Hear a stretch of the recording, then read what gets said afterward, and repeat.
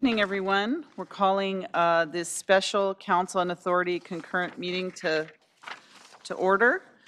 So, let's see, city clerk, roll call. Councilmember Caserta. Davis. Kolstad.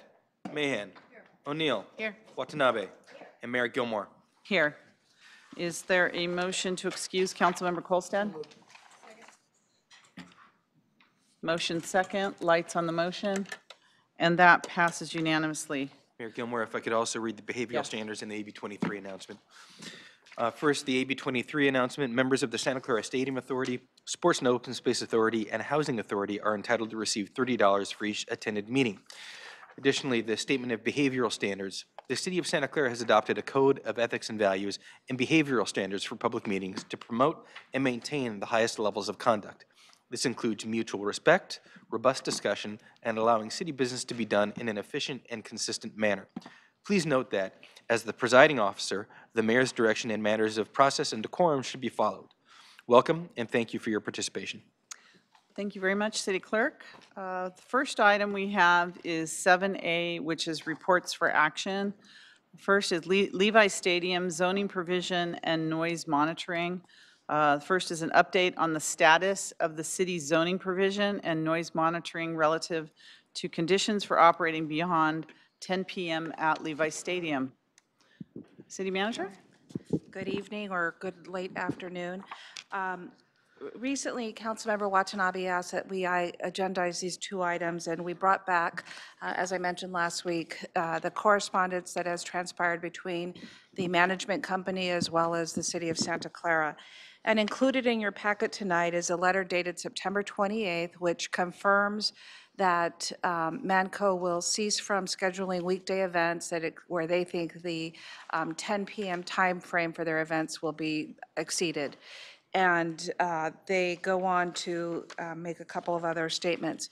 Second is a letter dated October 11th where we confirm receipt, or I confirm receipt on behalf of the City of Santa Clara of the letter and let them know of the community engagement processes, as well as I did inquire whether there were any scheduled events that were under contract. I have had the opportunity to talk with the management company, and they have confirmed that there are no scheduled events under a signed executed contract. And so for now, it looks as if any scheduled events for weekday where they will exceed 10 p.m. no longer exist. So that concludes that portion of the update. Okay, are there any questions? Councilmember Mahan. Do we have some way to judge the economic impact of the loss of any weekday concerts, or what this does as far as limiting the number of concerts that we can have? Like how many days are left on the weekends? And have we done that kind of economic analysis? Thank you, Councilmember Mahan. I did forget to mention that as part of my letter, I did ask for them to sit down with me as well as other staff to look through the financials. They have cited in the media, and I'm not certain if in their letter, that the city will stand to lose anywhere between $600,000 to $800,000 to the general fund per event. I asked them to provide me that walkthrough and the details, and they've agreed, and so we're in process of scheduling that meeting. So when I get that information back in terms of their financial analysis and how that number is determined, I'm happy to bring it back at a later point. Is there any way we can verify that or do our own? I mean, how do we know what they're saying is accurate? When we receive that information, we will be able to understand what areas would need to be further evaluated or validated, and then we would start the due diligence on our end. The issue around the $600,000 to $800,000 to the general fund is me just wanting, as a fresh set of eyes, to understand the path of how each event, how we feel that $600,000 to $800,000. I think there are some discrepancies between the numbers, and that we would need to be able to understand their thinking, and then we would be able to put forward how we see or process the accounting numbers on our side. And will our analysis include some way to judge what that potential loss is? In other words, if we can only book dates on weekends and we can't be open to weekdays weekday events, how that might impact the scheduling of events at the stadium. I would want to do that analysis. It's not anything beyond in the shorter time frame of the sitting down with them. That's my first step, and then better understanding the financials and being able to sit with it and digest all of the numbers that are flying around for a couple of months, and then bring that back in terms of missed opportunities and the financials around that. Okay. And then are we going to pursue, we had talked about it before, it never got done last month, pursue some polling or community meetings, both in the north side, in the stadium area, really and throughout Santa Clara, to see, what we can do about this issue, or how our residents feel about this issue? We will, and in fact, as we go through today's set of meetings, you will hear a presentation from myself and Jennifer Yamaguma on our proposed presentation and procurement strategy and schedule for community engagement. Great, thank you. Thank you. Councilmember Watanabe? Thank you, Mayor. City Manager, I know there's been concern verifying the numbers because we didn't have the paperwork, we didn't have the documents to be able to verify the information. I'm happy to hear that you're scheduling a meeting with them. Will you be able to keep those documents so that you can, continue to work on them? Because, as a non-NFL events, they do belong to us, so I'm hoping that you'll be able to keep them. We'll be discussing that in closed session. Okay, thank you. Okay. Vice Mayor Caserta? Yes, I want to piggyback on some of the comments by my colleagues. City Manager, I know it's a different title right now, but Ms. Santana, I want to reiterate, I think it's great that we're doing robust outreach, but we represent all of the zip codes and all the residents, and I want to make it clear that this was sold as a revenue to our coffers, and all citizens were allowed to vote on this. Not just residents in one zip code. And I just really hope that we have discussions in different areas of the city. So am I accurate that that will be happening? That is what the council directed earlier this month, and you will receive a full presentation on it later this evening. And I know our next Stadium Authority meeting in the next month. Can I just get a memo chronologically? 2010, this was voted on. And my understanding, it was voted on that the curfew Sunday through Thursday would be 10 o'clock, but it would give you, at the time, Ms. Sparacino, the authority to extend that past 10 o'clock. So can I get the chronology of what was voter approved to now we have council members saying that this is violating the law? And I'd like a legal analysis by our city attorney on the buzzword of violating the law, if that's accurate. So I would like that just, factual information for the public.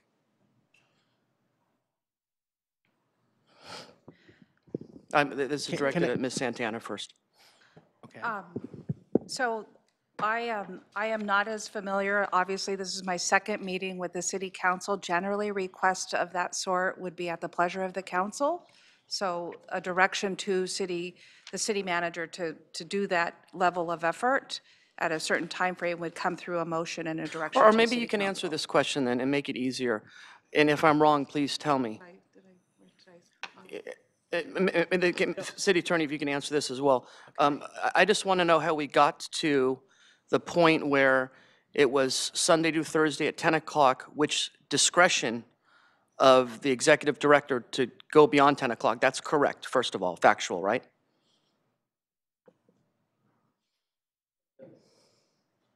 The condition in the development agreement says that the curfew, or for want of a better word, the 10 o'clock closing time for weekday concerts may be extended by the city manager.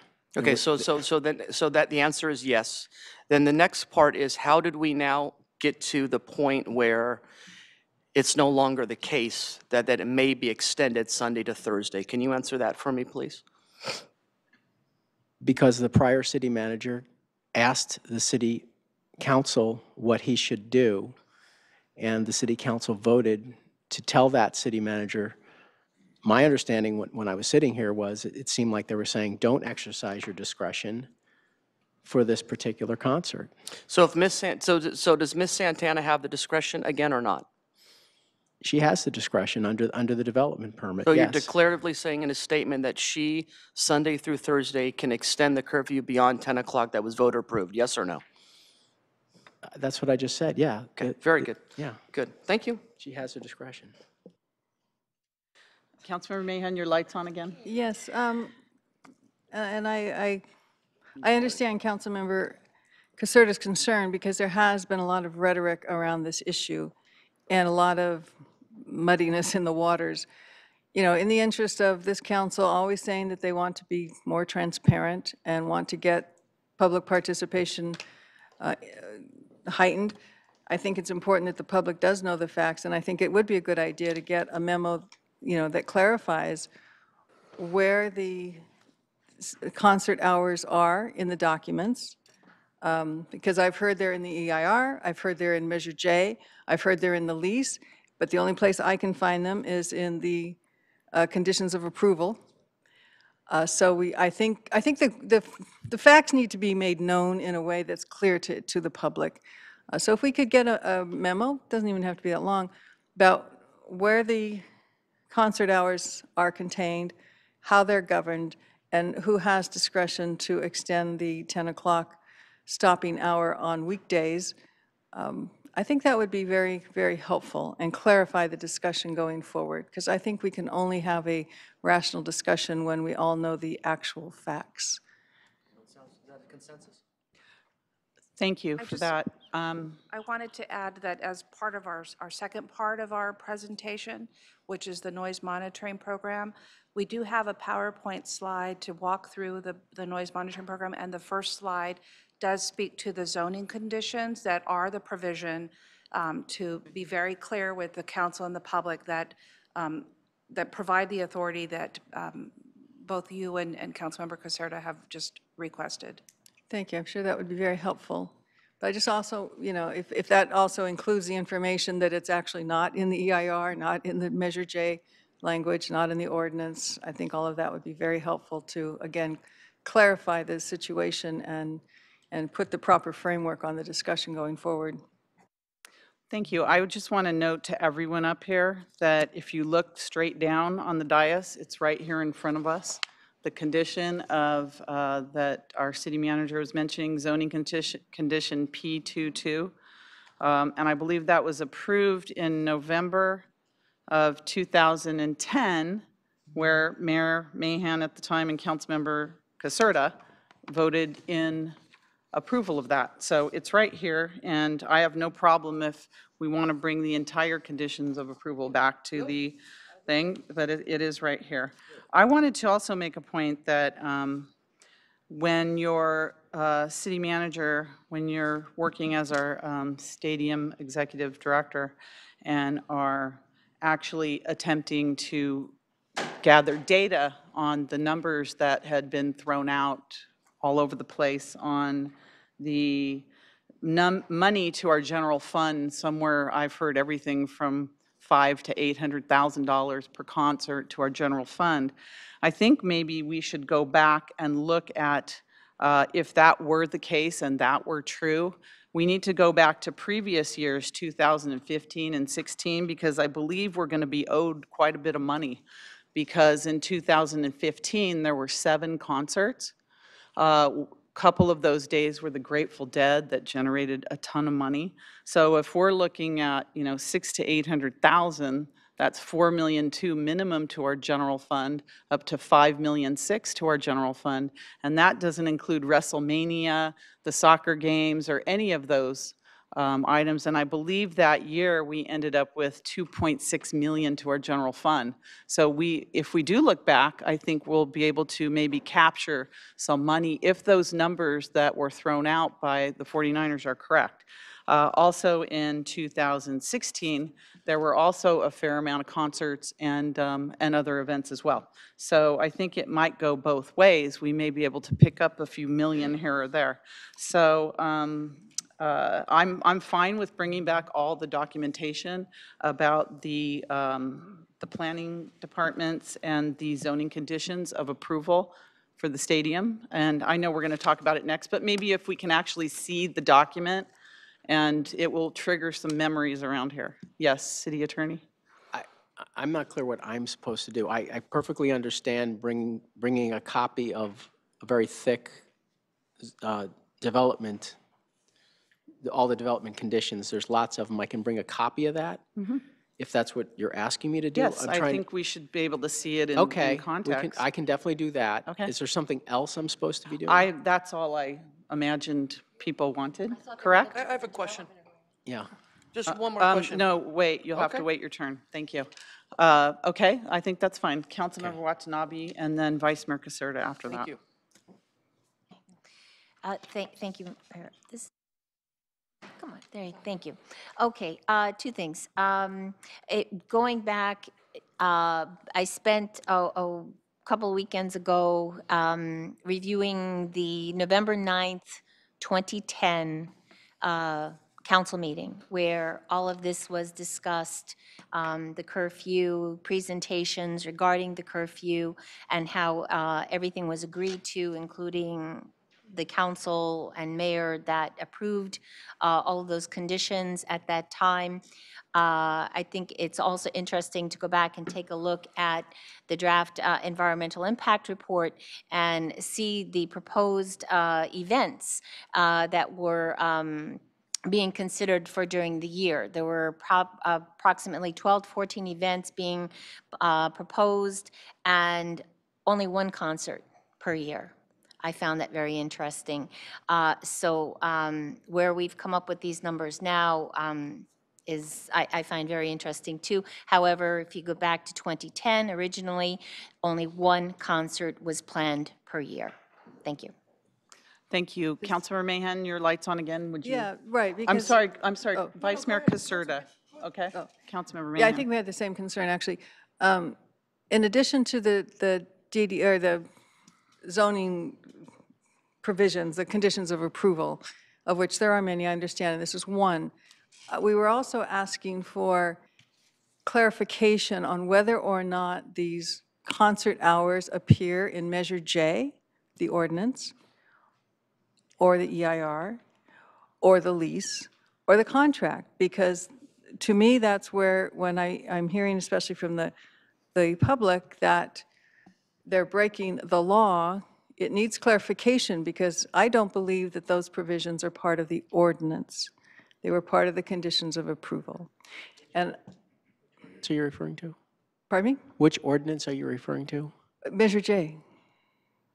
So the Measure J ordinance? Yes, the ordinance there's that no- came out there's of, no- well, it was what people voted on. And the lease and the environmental impact report, because I hear from the public that, somehow it seems that it's out there that it's somewhere other than just these conditions of approval.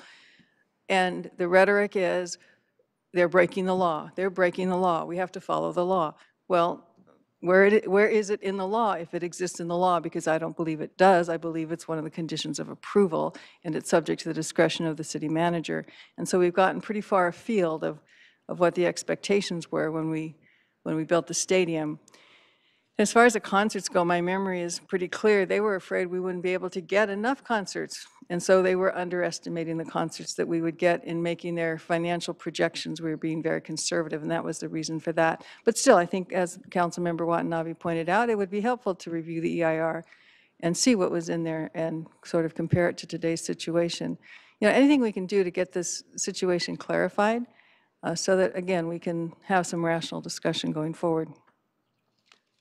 So I think City Attorney, Councilmember Mahan is looking for whether or not the conditions of approval are legal, part of the law. Sorry, Yeah, I am that's too, certainly so- misrepresenting everything I said. Of course, the conditions of approval are legal, but they're not the same as an ordinance. They're not the same as what the people voted on. They weren't part of what the people were expecting when they voted, just and they wanna know weren't if in the EIR. And that's where I would like clarification, because we hear from the public, this was in the EIR. I'd like to know if, in fact, it is in the EIR, or if, in fact, it is in the ordinance or in Measure J. Okay, so just this is going to be a lot of work, so You want me, the city attorney, to read through the EIR, the text of Measure J and the lease won't take too much time, but reading through the entire EIR will take time. I can do that, and I can come back with, I'm virtually certain it's not in any of these things. I can do that for you, and you just want a memo saying, I have read through these documents, and there's no hours for weekday concerts in these documents. I can do that, if that's what you want me to do.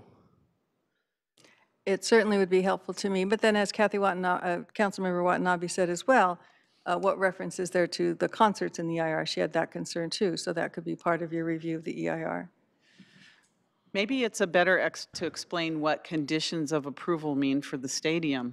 Well, think that, I can do that right now. I Could mean, you do that right now? The breaking of the law is, as was evidenced by the last letter sent by the city manager in the springtime for the previous concert, the breaking of the law is violation of a zoning code, of a zoning permit. Violation of a zoning permit is a violation of our city code. And we cited the administrative citation provision in Title I, citing back to a violation of Title 18 through violation of the development permit. That is the violation of the law. So the violation of the law was the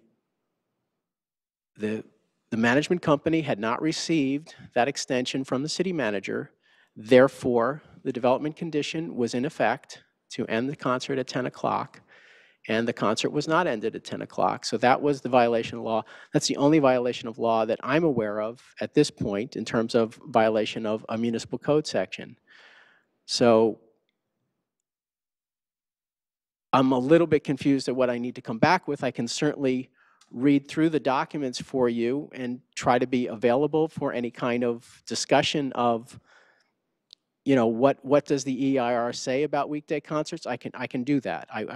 I'll be prepared to answer those questions if you want to ask them. But for me to try to come up with an affirmative kind of memo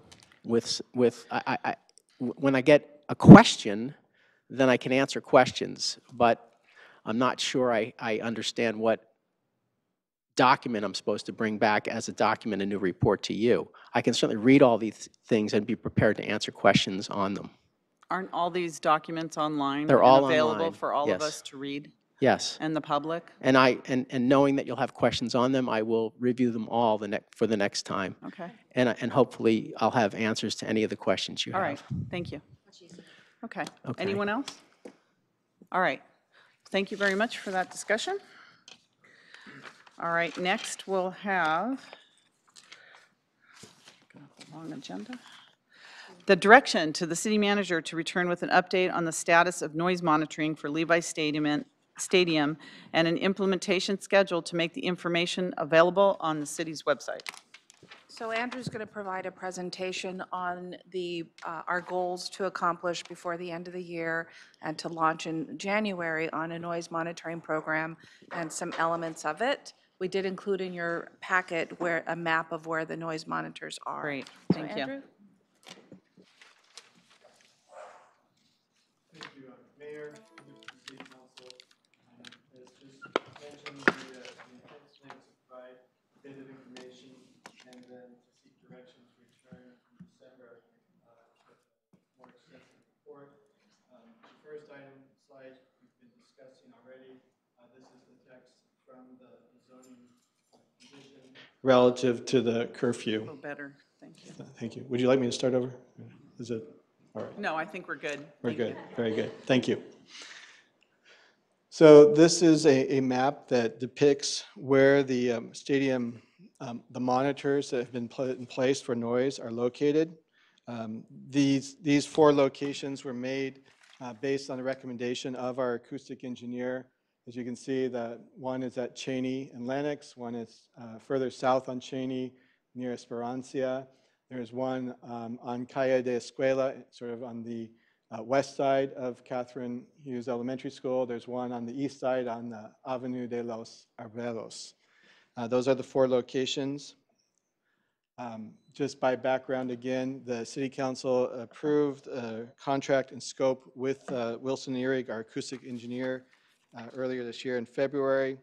The initial Under that contract, our initial work was we call live monitoring, where basically someone from that firm would go out during special events and do noise calibration and initial monitoring. In July, the 4 monitors were installed, completed the construction work to install them.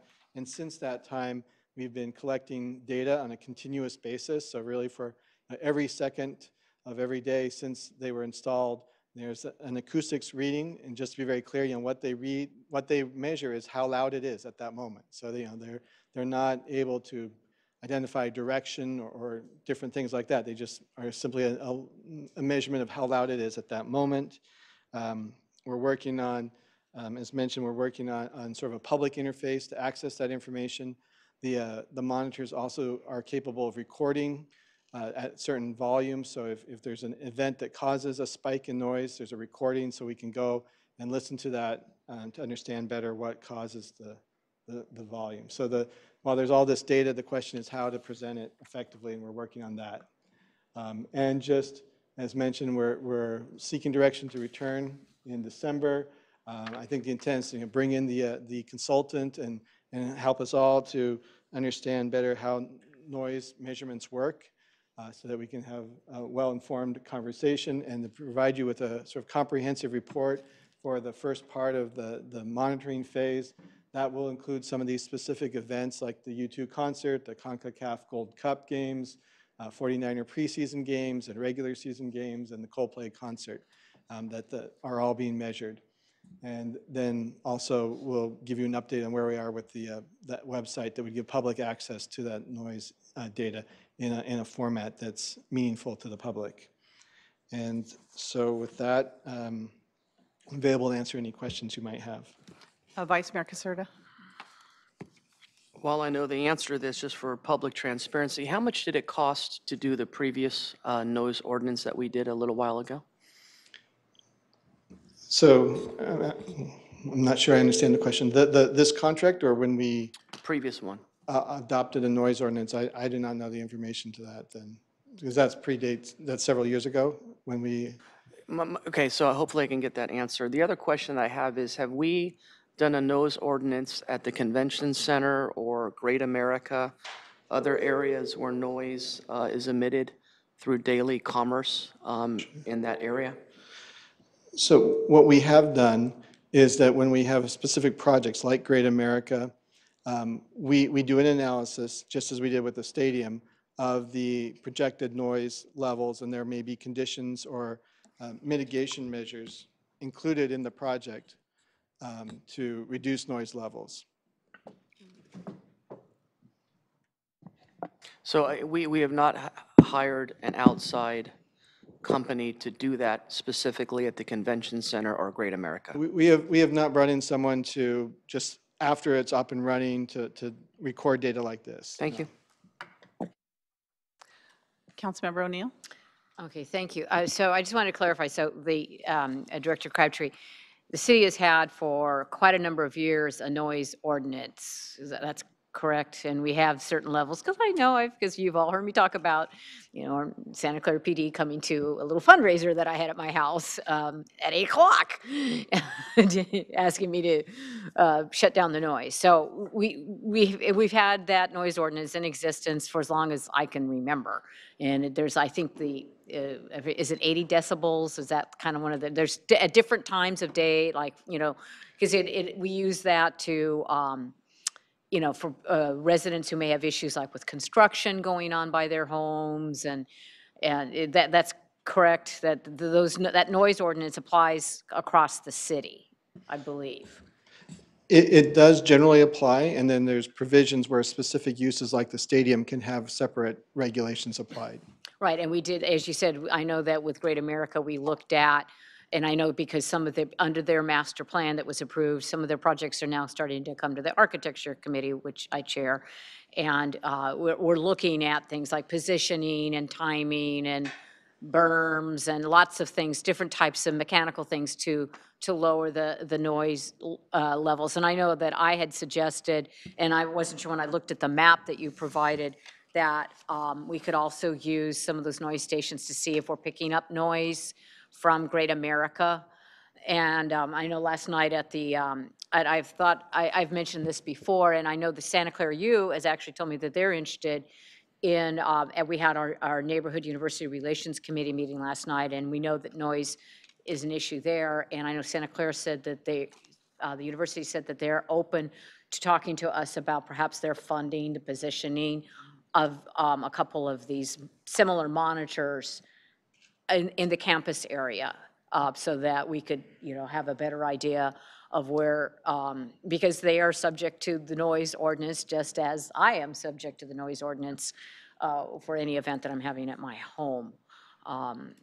So, and I think, and I'm not sure, I think maybe what Councilmember Caserta may be referring to, I think earlier on, we had a report from the noise consultant, but it was after that we came up with the idea. I think they were going out there and at specific points in time, taking noise readings. And then we came up with this idea about why don't we install these more permanent noise monitoring stations. So I'm not sure perhaps if Vice Mayor Caserta means that initial contract that the city's noise consultant had to go out there and do intermittent readings, as opposed to where we decided to just put, rather than having to have a acoustical engineer go out there, is that way if we had these monitoring devices installed, that we could just be collecting the data on an ongoing basis. So I think that.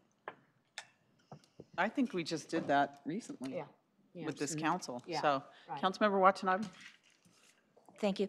I actually was going to say, I know we had that discussion, and because I know Great America is very responsive when they get complaints from the neighborhoods, but I remember when we were having this discussion initially, then City Manager Batra did say that we would look into putting noise monitors as well in the areas around Great America to monitor those levels, especially with the as a result of the master plan that was approved.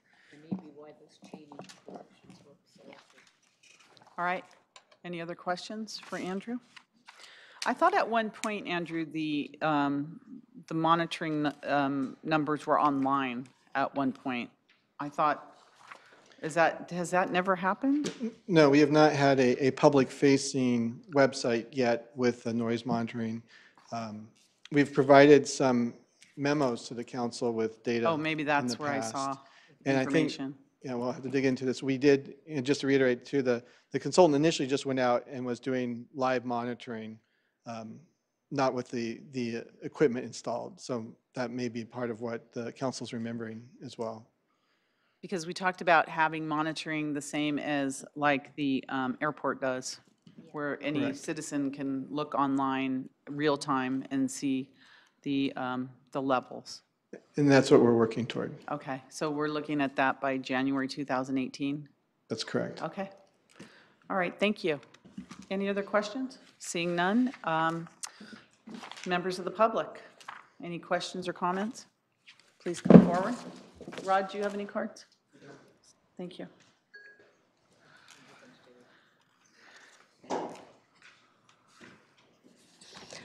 I had a hard time reading the map of where those locations are. The two that are in Ag News, those residents have already had the benefit of having airport mitigation, of having their windows, and anybody who reports a problem there, they already had the windows and insulation and air conditioning already taken care of for soundproofing. Do we have monitoring devices installed in places that don't cover that type of benefits already taken care of? I couldn't read the map very well of where the other locations were. I just want to make sure we have places set up that don't have those benefits. And additionally, I would like to also make sure that we have places set up. The first time I heard that foghorn went off, it scared the hell out of me because I didn't know anything. That doesn't go off very often nowadays, but I didn't know that they ever did that, and I didn't know if that was ever approved to do that. We don't have fog in Santa Clara, so I don't know if that noise was ever approved to even put that blast off, because I think that exceeds our noise that particular noise exceeds our noise limit itself. So we ought to look at that sound, if that's even should be blasted, because I was on the road when that went off, and it was like, whoa, what is that? To have that foghorn thing go off. So we probably ought to look at if that's allowed to be blasted out too. So, like I said, I was startled to hear that at any time. So as you're looking into it, that's one of those startling noises. If you're not sitting at a game, you're pretty startled to have that go off at any time. So. Okay, we'll but note those happy- questions. Happy to see that we're finally getting it. And I would love to see it live online too. I don't know why it's so difficult to do it. There's people that do it from their home. Thank you. Not an easy task, but we're trying. All right, any other questions, comments? So is there a motion to give direction to the city manager to return with an update? Motion to Give give direction? Thank you. Is there a second? Second. And Vice Mayor Caserta, you have a comment? Yeah, so is the motion to include monitoring also in other areas like Great America University? Or are we just pinpricking this one specific business partner? So I have a clarification on the motion. I think the motion is for the area where we have the noise monitors currently installed. So that would just be, We can't monitor areas we don't have noise Yes. monitors in if we're going to be bringing back. I know we talked about that last evening around the university, but we have a little bit of work before we actually monitor that area. As far as I know, the only area is the Stadium Great America North area with noise monitors. So the motion is to. so are we saying the noise monitors also have the capability right now to also monitor noise at Great America? I'm asking for clarification before I vote on this motion. I have a harder time looking at the map, too. I know some of them are in Agnew Village and other areas, My so. specific question, is it just at this specific site, Levi Stadium, or do we also have the noise capability, as the mayor just said, also at Great America? So the monitors are fixed at those locations for now, and they just pick up whatever noise level there is at that location regardless of source. So, for example, airport noise is being registered at these locations because the airplanes are audible. So, we're in the neighborhood that's adjacent to Great America, but we're not on the Great America side of that neighborhood with the current locations.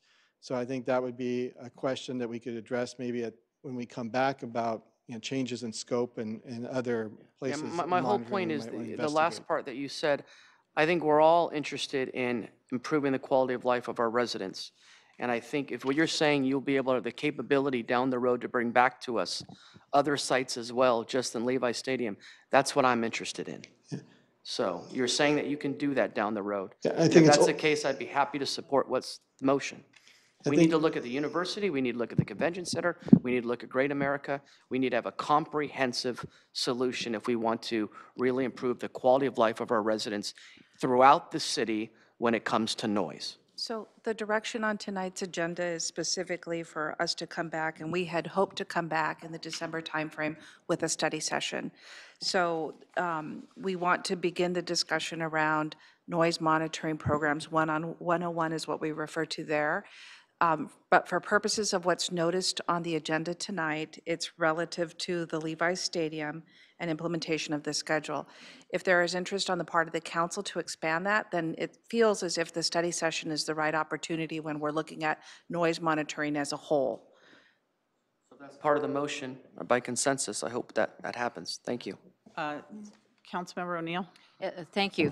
I did want to point out again, and I'm not sure that this had anything to do with what, my discussion some months ago about Great America, but I know in looking at the agenda report, which it gives a little more clarity than what was on the visual, So one of the, as I look at these, and these are just looking at, so one of the monitoring stations is at the intersection of Cheney and Lenox, and the others in the 4600 block of Cheney, near the Fuller Street Park. So actually, those two locations are probably closer to Great America than they are to the stadium and the practice field. So I think that we will be getting data, just looking at, where they're closer to, and then we'll just have to kind of match that back with timing, as to the, the restrictions that are on Great America. So that part of it, I think, will be addressed, and I'm okay with looking at the convention center. I'm not aware that that's that much of a noise source. I think we probably have more of an issue around the university, but we can talk about that when